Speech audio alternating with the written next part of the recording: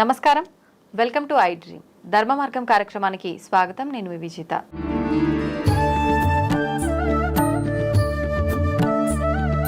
ప్రస్తుతం మనతో పాటు ఉన్నారు ప్రముఖ జ్యోతిష్యులు బ్రహ్మశ్రీ నందిబట్ల శ్రీహరి శర్మ గురువు గారు. ఇప్పుడు వారితో మాట్లాడి అసలు మహాలయ పక్షాలు ఎందుకు చేసుకుంటారు, ఈ మహాలయ పక్షాల్లో చేసుకుని వాళ్ళు మహాలయ అమావాస్య రోజు ఒక్కరోజు చేసుకున్న అదే ఫలితం పొందవచ్చు అని అంటుంటారు.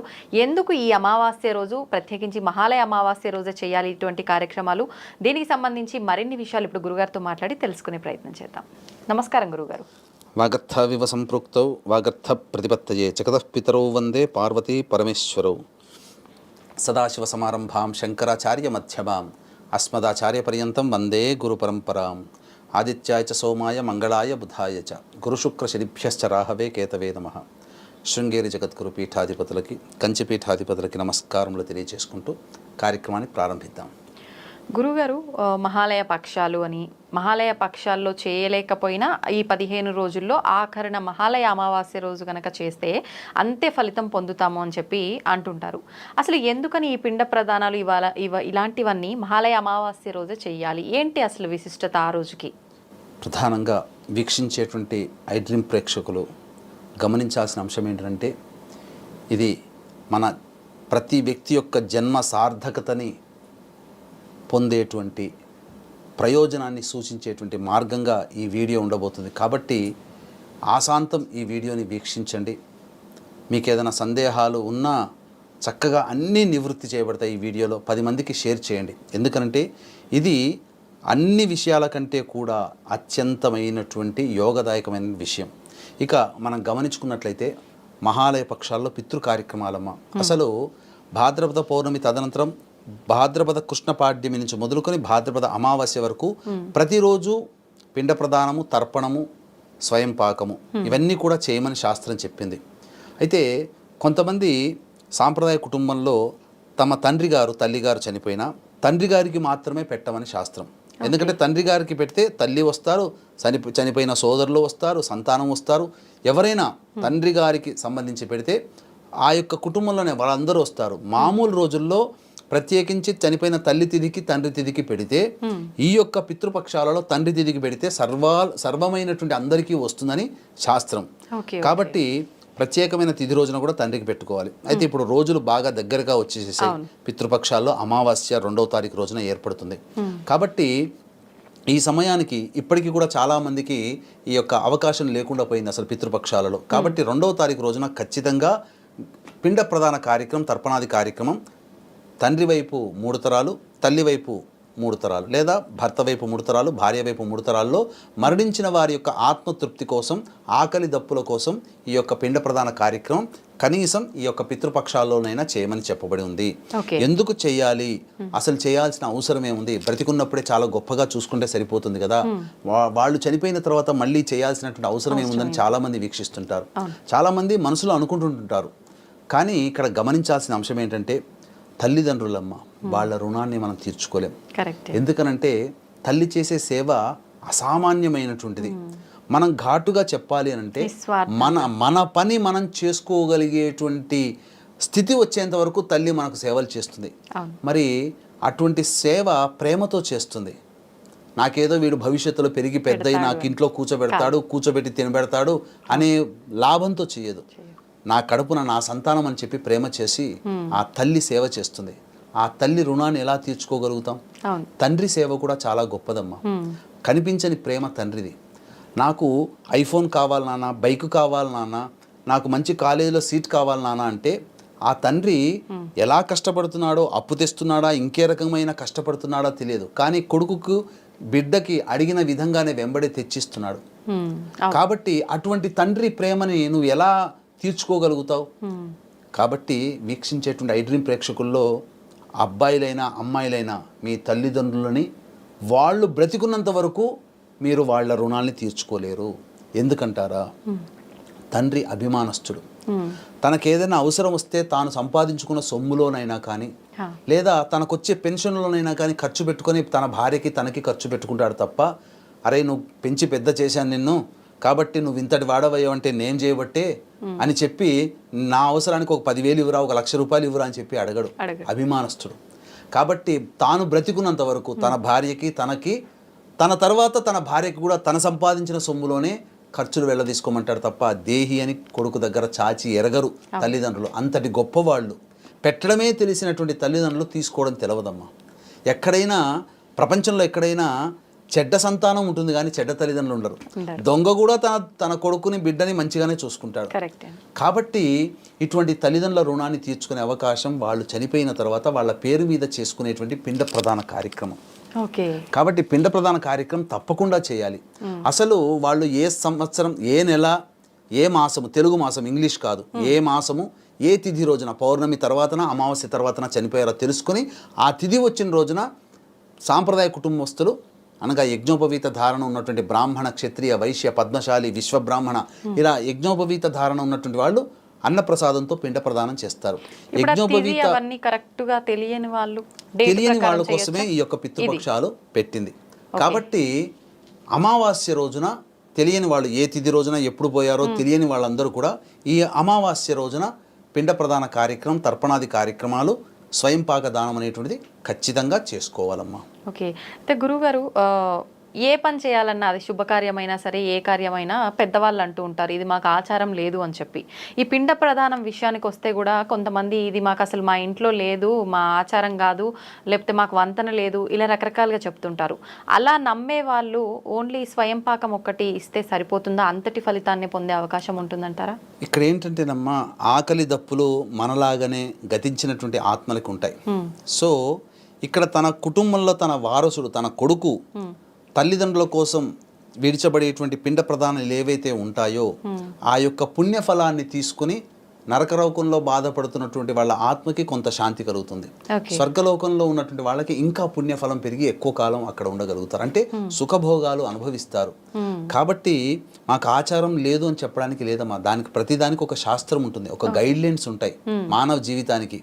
ఆ గైడ్ లైన్స్లో చెప్పబడి ఉంది ఏంటంటే యజ్ఞోపవీత ధారణ ఉన్నవాళ్ళు అన్నప్రసాదంతో పిండ ప్రదానం చేయాలి.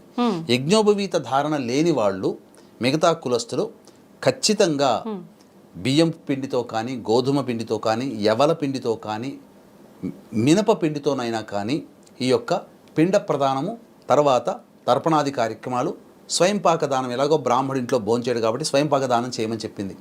రాముడు కూడానమ్మా తండ్రి మరణించాడని భరతుడు వచ్చి చెప్పి తెలిస్తే తక్షణమే సచేలముగా అనగా ఉన్న కట్టుబట్టలతో తలమించి భార్యాభర్తలు ఇద్దరు లక్ష్మణుడితో సహా స్నానం ఆచరించి తన ఇంట్లో అప్పటికప్పుడు ఉన్నటువంటి తెలక పిండి ఉంది, ఆ తెలక పిండితో పిండ ప్రదానం అప్పటికప్పుడు చేశాడు. అది ధర్మం. తెలియదు అప్పటి వరకు తండ్రి చనిపోయాడని. తెలిసిన వెంబడే పిండ ప్రదానం చేయాలి. మరి రాముడు ఆచరించాడు కదా.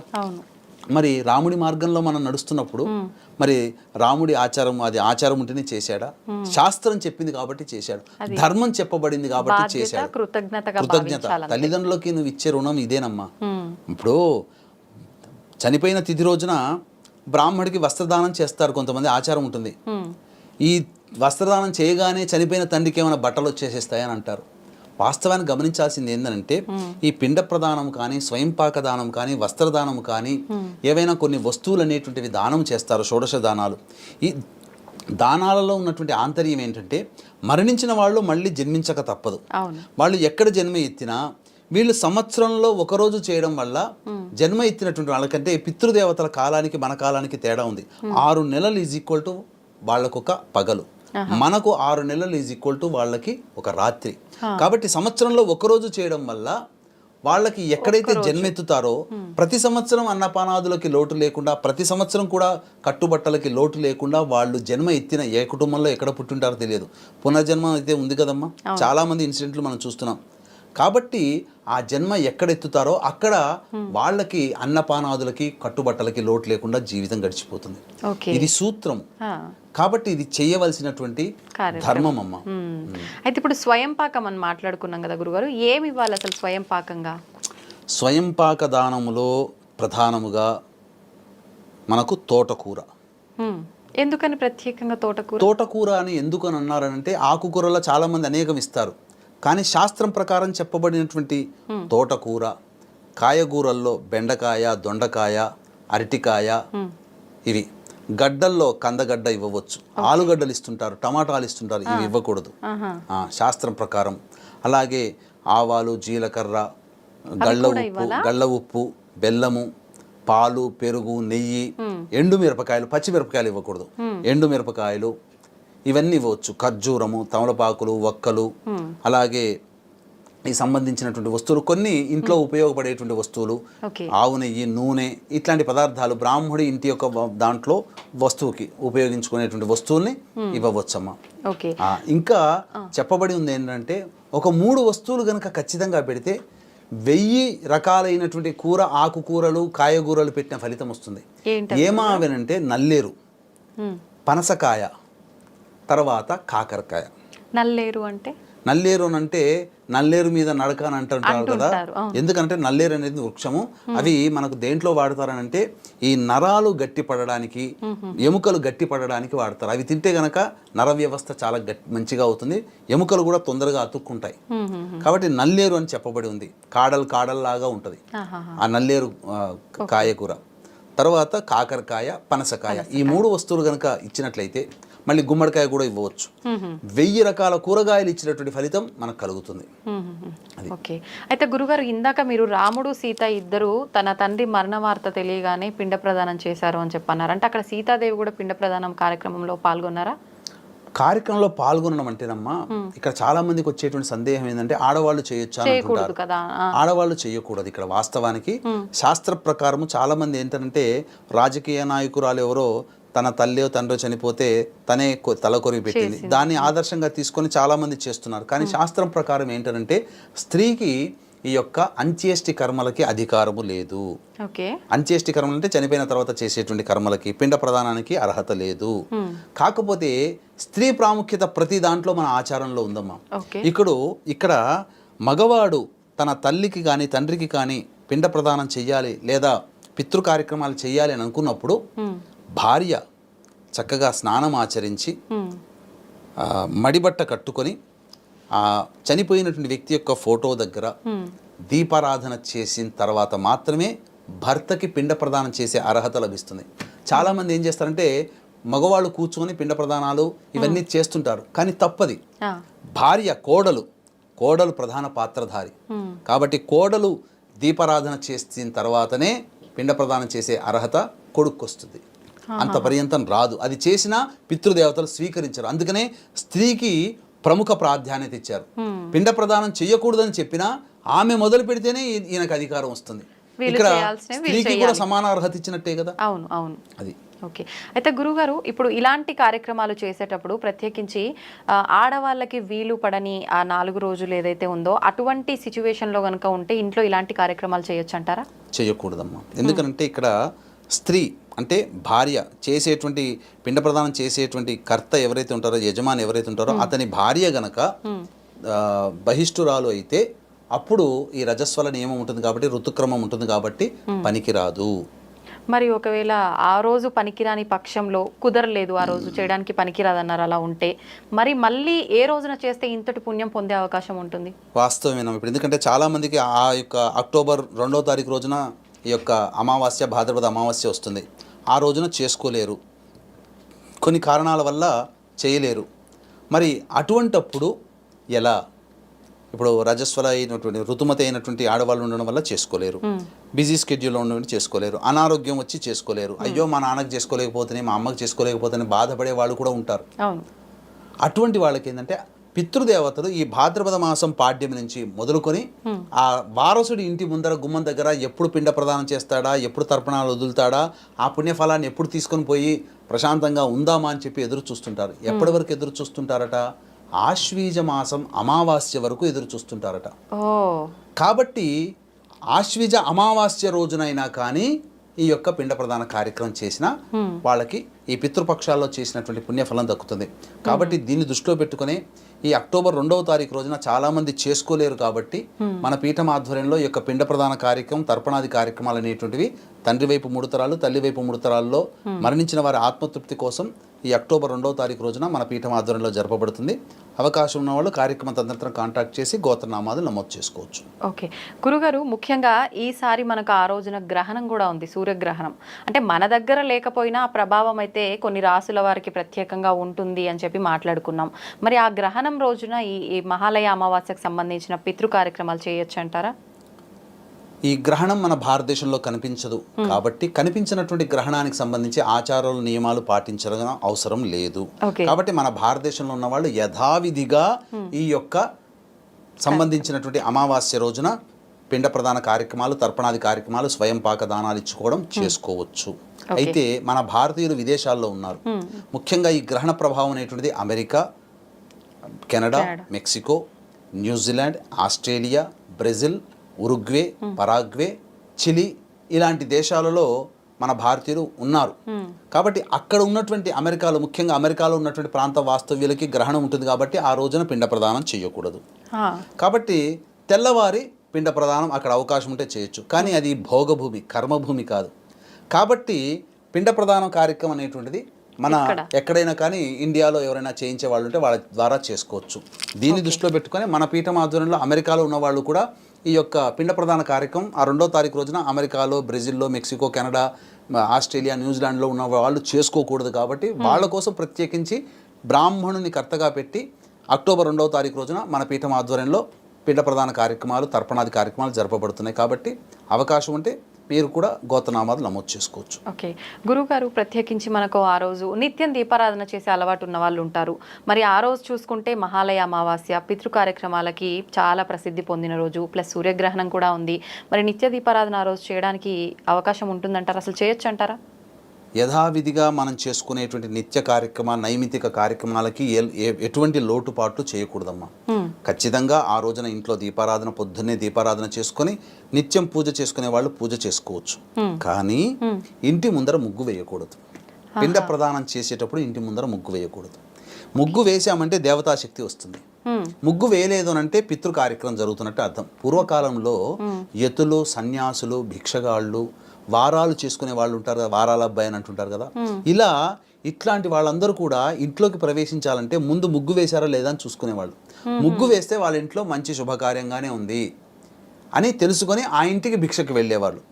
ముగ్గు వేయలేదు అంటే వాళ్ళ ఇంట్లో ఈ రోజు ఏదో పితృకార్యం ఉంది కాబట్టి మనకు అర్హత లేదని చెప్పి పక్కింటికి వెళ్ళేవాళ్ళు. కాబట్టి ముగ్గు ఆ రోజున వేయకూడదు. ఇంట్లో పిండ ప్రదానం చేసేటట్టయితే ఆ అక్టోబర్ 2వ తారీఖు రోజున ఇంటి ముందర ముగ్గు వేయకూడదు.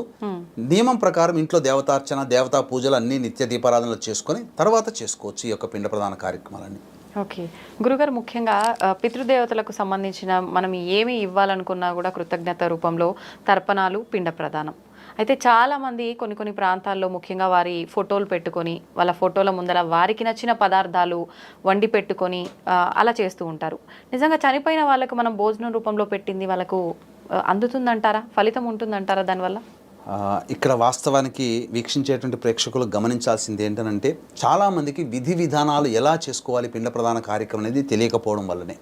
అంటే ఇది ఎలా ఉంటుందనంటే మన ఇంట్లో గులాబ్ జాములు, జిలేబీలు చేసుకొని ఫోటో తీసి ఫేస్బుక్లో పెట్టి బాగున్నాయా చూడండి, రుచి చూడండి, వాసన ఎలా ఉందనంటే ఫ్రాగ్రెన్స్ వస్తుందా? అలాగే చనిపోయిన వాళ్ళ ఫోటో ముందర వాళ్ళకి ఇష్టమైన పదార్థాలు పెట్టి ఇలా చూపించేసేసుకొని మనం తింటే మనం ఎంజాయ్ చేయడం కోసం తిన్నట్టుగానే ఉంటుంది తప్ప ఆయనకు చెందదు, తల్లిదండ్రులకు చెందవు అవి. మరి ఏం చేయాలి? ఎలా చేయాలి? నియమం అని ఏంటంటే ఇంతకుముందు చెప్పుకున్నట్టుగా యజ్ఞోపవీత ధారణ ఉన్నటువంటి కుటుంబాలు ఆమశ్రాద్ధం అని ఉంటుంది, ఇలా చేసుకోవచ్చు. మిగతా వాళ్ళు ఏం చేయాలనంటే ముందుగానే బ్రాహ్మణుని మాట్లాడుకోవాలి. మాట్లాడుకుని మా ఇంట్లో ఈ అమావాస్య రోజున కార్యక్రమం చేస్తున్నాం, పిండ ప్రదానం, తర్పణాది కార్యక్రమాలు చేయించడానికి రండి అని చెప్పి మాట్లాడుకుంటే బ్రాహ్మణులు వస్తారు. ఖచ్చితంగా పిండ ప్రదానాలు, తర్పణాలు చేయాలి. పిండ ప్రదానంలో భాగంగా ముందుగా గణపతి పూజ చేస్తారు. గణపతి పూజలో శుభ సంకల్పం, పితృదేవతలకు సంబంధించిన సంకల్పం జరిగిన తర్వాత ఇవన్నీ కూడా దక్షిణ దిక్కుగా ఫేస్ పెట్టాలి. ఫేస్ పెట్టి ఈ యొక్క దర్భలలో పిండ ప్రదాన కార్యక్రమం, తండ్రి వైపు 3 తరాలు, తల్లి వైపు 3 తరాలు మరణించినటువంటి వాళ్ళ పేరున పిండ ప్రదాన కార్యక్రమం మొదలు. ఆ యొక్క కార్యక్రమం పెట్టడానికి బ్రహ్మదండం అధికార యోగ్యత అనేటువంటిది బ్రాహ్మణుడు మంత్రం ద్వారా ఇప్పిస్తాడు. ఆ అధికారం రాగానే పిండ ప్రదానం చేయొచ్చు. తర్పణాది కార్యక్రమాలు నల్ల నువ్వులు నీళ్ళలో వదిలిపెట్టి తర్పణాది కార్యక్రమాలు ఇలా చేతిలో వేసుకొని ఈ బొటన వేలు ద్వారా తర్పణాలు వదలాలమ్మా. ఇది విధానం అసలు యాక్చువల్గా. కాబట్టి ఈ విధానం అనేటువంటిది పాటించాలి.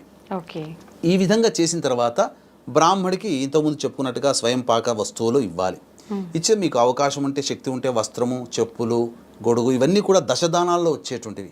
కాబట్టి ఇవి ఇవ్వవచ్చు, ఇవ్వకపోయినా పర్వాలేదు. అయితే అందరికీ శక్తి ఉండదు కదా, ఇవన్నీ కూడా చేసుకునే శక్తి అందరికీ ఉండదు. చాలా మందికి బీద వాళ్ళు కూడా ఉంటారు, కొంతమందికి శక్తి ఉన్నా కష్టంగా ఉంటుంది, కొంతమందికి బ్రాహ్మడు కూడా వెళ్ళలేని పరిస్థితులు ఉంటాయి.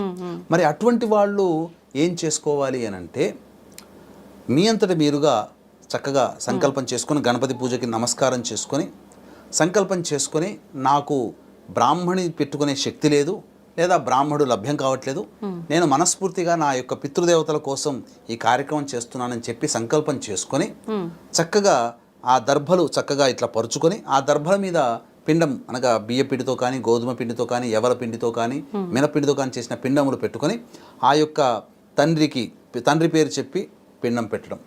అలా తల్లి, తాత, నాయనమ్మ, ముత్తాత, ముత్తవ్వ, మేనమామ, మేనత్త, ఇట్లా భార్య వైపు మామయ్య, అత్తయ్య, మామయ్య తండ్రి, మామయ్య అమ్మ, మామయ్య తాత, మామయ్య నానమ్మ, ఇలా వాళ్ళకి పిండ ప్రదానాలు పెట్టాలి. పెట్టిన తర్వాత ఇవన్నీ మనస్ఫూర్తిగా శ్రద్ధగా చేయాలమ్మా. తర్వాత ఈ యొక్క నీళ్లు, నల్ల నువ్వులు కలిపిన నీళ్లు తీసుకొని ఆ యొక్క స్పూన్తో చేతిలో వేసుకొని తండ్రి గారు అయితే తండ్రి గారి పేరు చెప్పి తర్పయామి తర్పయామి తర్పయామి అని 3 సార్లు ఆ ప్లేట్లో వదలాలి. ఈ విధంగా ఎవరు చనిపోయారో వాళ్ళందరి పేర్లు ఇలా వేసుకొని ఈ బొటన వేలు గుండా ఇలా వెళ్ళిపోవాలి. అప్పుడే పితృదేవతలకి చెందుతుంది. అయితే ఇందులో స్టీల్ వస్తువులు, ఇనుప వస్తువులు వాడకూడదు. మట్టి పాత్రలు కానీ, రాగి పాత్రలు కానీ, వెండి పాత్రలు కానీ, ఇత్తడి పాత్రలు కానీ వాడవచ్చు. స్టీల్ వస్తువులు మాత్రం పితృ కార్యక్రమాల్లో వాడకూడదు. అది స్వయం పాకదానంలో గోంగూర ఇవన్నీ ఇస్తారు, కానీ స్వయం పాకదానంలో ఇట్లాంటివి ఇవ్వకూడదు. చెప్పిన విధంగా కొన్ని వస్తువులు ఇస్తే సరిపోతుంది. గురుగారు, ఇప్పుడు మీరు చెప్పినట్టుగా పితృదేవతలకు సంబంధించిన ఈ కార్యక్రమాలన్నీ చేయకపోవటం వల్లే ఇప్పుడు మనం చూస్తున్నాం చాలా రకాల సమస్యలు, పితృదోషాల వల్ల కలిగే సమస్యలు ఇవన్నీ వచ్చే అవకాశం ఉంటుందంటారా? ఏం జరుగుతుంది అసలు చేయకపోతే? అసలు పిండ ప్రదానం చెయ్యకపోవడం అనేటువంటి దౌర్భాగ్యం ఇంకోటి లేదమ్మా. ఎందుకనంటే తల్లిదండ్రులు మనకు ఎవరో కాదమ్మా, బ్రహ్మ విష్ణు మహేశ్వరులు అనుకుంటాం కదా. బ్రహ్మ తండ్రి, బ్రహ్మ సృష్టిస్తాడు, తండ్రి మనల్ని సృష్టించాడు కదా. తాత నిలబెడతాడు మనల్ని, వంశాన్ని నిలబెట్టుకుంటాడు తాత. కాబట్టి విష్ణుతో సమానం, ముత్తాత రుద్రునితో సమానం. కాబట్టి ఇక్కడ బ్రహ్మ విష్ణు మహేశ్వరులు ఎవరో కాదు, మన తాత ముత్తాతలే, తండ్రి తాత ముత్తాతలే. కాబట్టి నా దృష్టిలో కాదు, ధర్మం దృష్టిలో చెప్తున్నానమ్మా. తల్లిదండ్రులు చనిపోయిన తర్వాత వాళ్ళ పేరు మీద పిండ ప్రదానం కానీ, తర్పణాది కార్యక్రమాలు కానీ, దానాది కార్యక్రమాలు చేయలేనటువంటి మగవాడు వాడు కొడుకే కాదు. వేమన పద్యం కూడా ఉంది కదమ్మా, పుట్టలోని చెదలు పుట్టదా గిట్టదా విశ్వదాభిరామ వినురవేమ, చెదల్ లాంటి వాడు. అటువంటి కొడుకు ధర్మం దృష్టిలో వ్యర్థుడు, హీనుడు, నీచాతి నీచమైన జీవితాన్ని గడిపే దుర్మార్గుడు. అటువంటి మంచితనం చేయాలనే సంకల్పం ఉన్నటువంటి కొడుకుకి సహకరించలేని భార్య ఉంటుంది కదా, ఆమె కూడా నీచురాలవుతుంది. ఎందుకనంటే ఈ రోజుల్లో భార్య సహకరిస్తేనే అన్ని పనులు చేయాలి కదమ్మా. పితృ కార్యక్రమాలకి, మామగారి కార్యక్రమాలకి, అత్తగారి కార్యక్రమాలకి కోడలు సహకరించాలి. కోడలు సహకరించకపోతే ఆ ఆడ జన్మే వేస్ట్ అమ్మా. ఎందుకు, ఇది నా అభిప్రాయం కాదు, ధర్మం దృష్టిలో చెప్తున్నటువంటి మాటలు ఇవన్నీ కూడా. ఎందుకనంటే వాళ్ళు కని పెంచినటువంటి శరీరం, వాళ్ళ ఇచ్చినటువంటి ఆరోగ్యం, వాళ్ళు పెట్టిన పేరుతోనే మన ప్రపంచం మనల్ని గుర్తిస్తుంది. వారు చూపి మనల్ని పెంచి పెద్ద చేసినటువంటి మార్గంలో ఎక్కడైనా వాళ్ళు స్వార్థంగా ఉన్నారా? తల్లిదండ్రుల కోసం నువ్వు ఇంత సంపాదించి, లక్షలు సంపాదించి ఎవరి కోసం ఈ డబ్బు కూడబెట్టేది? నువ్వు ధర్మంగా పాటించినప్పుడు నీకు పిండం పెట్టడానికి నీ కొడుకు వస్తాడా? నువ్వు పెట్టలేకపోతున్నావు, నీకు పిండం పెట్టడానికి నీ కొడుకు మాత్రం కావాలి, వాడికి మాత్రం మంచి బుద్ధులు నువ్వు పెట్టాలి కదా. కాబట్టి వాళ్ళు ఇచ్చిన ఆరోగ్యమైన దేహంతో నువ్వు జీవిస్తున్నావు, వాళ్ళు ఇచ్చిన రూపం, వాళ్ళ రూపంతోనే కదా ఉన్నావు. అందుకనే నా కొడుకు అని ఇక్కడ గుండెల మీద పెట్టుకుంటాం, గుండెల మీద కొట్టుకుంటాం. అంతేగాని నా కొడుకని తలకాయలో, నా కొడుకని భుజాలు జబ్బలు, నా కొడుకని తొడలు తెరుచుకోం కదా. ఎందుకనంటే పురుషుడి యొక్క శరీరంలో సంతాన ధాతువు అనేది ఇక్కడ ఉంటుంది.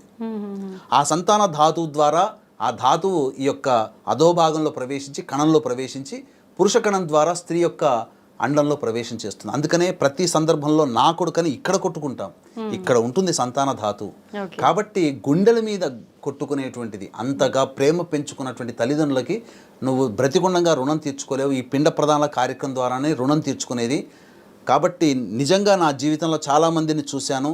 నియమ ప్రకారము తల్లిదండ్రుల సేవ చేసిన వాళ్ళు, అలాగే వాళ్ళ తదనంతరం పిండ ప్రధాన కార్యక్రమాలు నియమం తప్పకుండా చేసినటువంటి వాళ్ళు చాలా ఉన్నతమైన స్థానంలో ఉన్నారు. అన్నిటికంటే మించి ప్రశాంతంగా జీవిస్తున్నారు. చాలా డబ్బు లేకపోయినా చాలామంది ప్రశాంతంగా ఉన్నారు. అంటే వాళ్ళు చేస్తున్నటువంటి పిండ ప్రధాన కార్యక్రమం. కోట్ల డబ్బు ఉంటే కార్లలో తిరుగుతుంటారు, మిద్దెలు ఉంటుంటాయి, బంగారు ఆభరణాలు దిగేసుకుంటారు, కానీ రాత్రి అయ్యేసరికి ప్రశాంతంగా నిద్రపోలేరు. ఇంటి ముందర కంటి ముందర ఎన్ని పదార్థాలు ఉన్నా తినలేరు. అందమైన వస్తువు, అందమైన మనుషులు పక్కన ఉన్నా అనుభవించలేరు. ఇవన్నీ వాళ్ళ జీవితంలో దౌర్భాగ్యం ఎందుకు వస్తాయంటే పితృదేవతల యొక్క కార్యక్రమాలు చేయలేకపోవడం వల్ల. కాబట్టి ఎక్కడ పితృ కార్యక్రమాలు చేయరో పితృదేవతల శాపాలు తొలగుతాయి. తద్వారా వాళ్ళ జీవితంలో అనేక నష్టాలు వాళ్ళు చవి చూడాల్సి వస్తుంది. కాబట్టి పిండ ప్రదానాలు ఎట్టి పరిస్థితుల్లో ఆపకూడదు. పిండ ప్రదానాలు కంటిన్యూ చేసుకోదలిచిందే. మీకు శక్తి లేదు, మీకు అవకాశం లేదు, మీకు ఇక్కడ పిండ ప్రదానాలు చేసుకునే ప్రదేశం లేదు, ఎక్కడో దూర ప్రాంతంలో విదేశంలో ఉన్నాం, మాకు చెయ్యాలనుంది కానీ మనుషులు ఎవరు లేరు, అటువంటి వాళ్ళకి ధర్మం ప్రకారం, నియమ ప్రకారం, శాస్త్ర ప్రకారం ఈ అక్టోబర్ 2వ తారీఖు రోజున తండ్రి వైపు 3 తరాలు, తల్లి వైపు 3 తరాల్లో మరణించిన వాళ్ళ యొక్క ఆత్మతృప్తి కోసం మన పీఠం ఆధ్వర్యంలో పిండ ప్రధాన కార్యక్రమాలు, తర్పణాది కార్యక్రమాలు చేయించడం జరుగుతుంది. కాబట్టి అవకాశం ఉన్న వాళ్ళు కార్యక్రమ తదనంతరం కాంటాక్ట్ చేసి పూర్తి వివరాలు తెలుసుకోవచ్చు. నిజంగా పితృ కార్యక్రమాలు ఎందుకు చేయాలి ఈ 15 రోజుల్లో, ఈ పితృపక్షాల్లో, మహాలయ పక్షాల్లో అనే సందేహం ఒకటైతే, అసలు ఇవి చేసేటప్పుడు ఎటువంటి నియమాలు పాటించాలి, అసలు ఎందుకు చేయాలి, ఏంటి, ఈ డౌట్లు చాలా మందిలో ఉన్నాయి గురుగారు. ఈ ఒక వీడియోతో నిజంగా అన్ని సందేహాలు క్లియర్ చేసేశారు. ఇంకొకటి ప్రత్యేకమైన సందేహం ఏంటంటే, చనిపోయిన వాళ్ళు మనకు కనిపిస్తారా అని చెప్పి చాలా మంది అంటుంటుంటారు. మరి మహాభారతంలో మహాభారత యుద్ధం అయిపోయిన తర్వాత వ్యాస భగవాన్ దగ్గరకు వచ్చి ఆ సైనికుల భార్యలందరూ కూడా వచ్చి గగ్గోలు పెట్టుకున్నారు. ఒక్కసారి మా భర్తలని మేము చూసుకుంటాం, మాకు ఆ అనుజ్ఞ ఇవ్వండి అని చెప్తే ఆయన తన యొక్క మంత్రశక్తితో చనిపోయిన తర్వాత ఎక్కడో స్వర్గ సుఖాలు అనుభవిస్తున్నటువంటి భర్తలందరినీ కూడా ఒకరోజు వాళ్ళతో గడిపేందుకు అవకాశం ఇచ్చారు. చక్కగా భార్య భర్తలు ఆనందంగా ముచ్చట చెప్పుకుంటూ ఆ రోజంతా గడిచిన తర్వాత మళ్ళీ సూర్యోదయానికి మళ్ళీ వాళ్ళు తిరిగి వాళ్ళ లోకానికి వెళ్ళడం జరిగింది. మరి చనిపోయిన సంవత్సరం 2 సంవత్సరాల తర్వాత అడిగిన కోరికను మంత్రశక్తితో వాళ్ళు ఏ విధంగా తీర్చగలిగారు? ప్రతి రూపము చనిపోయిన తర్వాత కూడా ప్రతి వాళ్ళకి రూపం ఉంటుంది. వాళ్ళందరికీ కూడా మంచి చెడు మనకు ఎలా ఉంటాయో పితృలోకం అనేది ఒక వ్యవస్థ ఉంటుంది. ఆ వ్యవస్థలో వాళ్ళు చేసుకున్న పాపపుణ్యాలకు తగ్గట్టుగా మంచి చెడు వాళ్ళకు ఉంటుంటాయి. కాబట్టి చెడు ఉన్నప్పుడు వాళ్ళకి ఎక్కువ మంచి జరగాలంటే ఇక్కడ వారసులు పిండ ప్రదానాలు చేయాలి. మంచి ఉన్నవాళ్ళు ఇంకా మంచి జరగాలంటే కూడా ఇక్కడ వారసులు పిండ ప్రదానాలు చేయాలి. ఏ ఇంట్లోనైతే పిండ ప్రదానాలు చేయకుండా ఆగిపోతాయో వాళ్ళ ఇంట్లో వారసులు పుట్టరు, వాళ్ళ జీవితం అభివృద్ధి ఉండదు. పిల్లలు సంఘ విద్రోహకర శక్తులతో అయిపోయి జైలు పాలవుతుంటారు. ఇప్పుడు జైలు పాలైన కుటుంబాలు కావచ్చు, ఆటిజం భావాలతో పిల్లలు పుడుతున్న కావచ్చు, ఇంటర్ కాస్ట్ మ్యారేజ్లు అవుతున్నా కావచ్చు, ఇంటర్ రిలీజియన్ మ్యారేజ్లు, అలాగే పురుష సంతానం లేని కుటుంబాలు కావచ్చు, డైవోర్సులు తరచూ అవుతున్న కుటుంబాలు కావచ్చు, పెళ్లి పెటాకులు లేకుండా మోడుగా బ్రహ్మచారిగా కన్యగా ఉన్నటువంటి వాళ్ళ కుటుంబాలలో, అలాగే మందులకు నయం కాని రోగాలతో బాధపడుతున్నటువంటి కుటుంబాలు, ఇవన్నీ పితృ దోష ప్రభావాలనే వస్తాయి. కాబట్టి పితృ కార్యక్రమాలు ఆపకుండా నిర్విరామంగా తల్లిదండ్రుల కోసం సంవత్సరానికి ఒక 3-4 వేలు ఖర్చు పెట్టుకోలేరమ్మా. మనం బయటికి వెళ్ళిన తర్వాత రెస్టారెంట్కి వెళ్ళి పదార్థం ఆర్డర్ చేసి నచ్చలేదని చెప్పి వదిలిపెట్టిన వస్తువు విలువ కాదు, మనం ఒక సంవత్సరంలో వేసుకునే బట్టల విలువ కాదు, మనం వేసుకునే షూస్ విలువ కాదు. అంతకంటే దిగజారిపోయారా తల్లిదండ్రుల యొక్క పరిస్థితి? నా దృష్టిలో తల్లిదండ్రుల గురించి పట్టించుకోనటువంటి కొడుకు వాడు కొడుకే కాదమ్మా, వాడు బ్రతికుండడమే అర్హత లేని మనిషి అని చెప్పడంలో ఏమాత్రం సందేహపడను. తల్లిదండ్రుల తర్వాతనే ఎవరైనా, కోడలికైనా అత్తమామ తర్వాతనే ఎవరైనా. ఇదన్నీ కూడా మనకు ధర్మం చెప్పబడింది. ధర్మాన్ని పాటించడం అంతే తప్ప దీన్ని క్వశ్చన్ చేసే అధికారం కానీ ధైర్యం కానీ మనలాంటి మానవులకి లేదు. నిజంగా మీరు చెప్పిన మాట మాత్రం వాస్తవం గురుగారు. తల్లిదండ్రులకు సంబంధించి